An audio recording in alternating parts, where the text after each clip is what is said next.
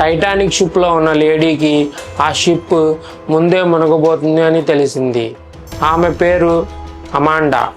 ఆమె టైటానిక్ షిప్లోకి ఒంటరిగా ఎంటర్ అయింది. టైటానిక్ మూవీలో కూడా చూపించారు. ఆమె మొత్తం బ్లాక్ డ్రెస్ వేసుకొని చేతిలో లెదర్ బ్యాగ్ వేసుకొని ఉంటుంది. వింత విషయం ఏంటంటే ఆమె షిప్లో ఎవరితో మాట్లాడలేదు.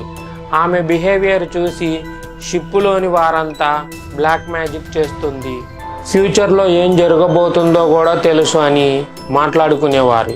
14th ఏప్రిల్ అమాండా షిప్ బయట నించొని ఒక ఐస్బర్గ్ని చూస్తూ ఉంటుంది.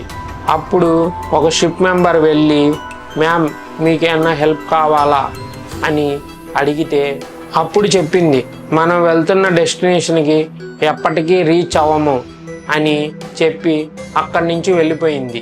కాసేపు తర్వాత ఐస్బర్గ్ అక్కడే ఢీకొట్టింది. చుట్టూరు జనాలు వాళ్ళ ప్రాణాలు బతికించుకోవడానికి పరిగెడుతూ ఉండగా ఈమె ఎక్కడైతే యాక్సిడెంట్ అయిందో అక్కడకు వెళ్తుంది. షిప్పులోని చాలామంది ఏమంటున్నారంటే ఈమె చాలా లొకేషన్లో కనిపించిందని అంటున్నారు. ఎవరైతే షిప్లో సర్వైవ్ అయ్యారో వాళ్ళు ఒడ్డుకు వెళ్ళిన తర్వాత అమాండా లెదర్ బ్యాగ్ కనిపించింది. బ్యాగ్ ఓపెన్ చేసి చూస్తే ఎవరైతే షిప్లో సర్వైవ్ అయ్యారో వాళ్ళ యొక్క ఫోటోలు అమాండా బ్యాగ్లో కనిపించాయి.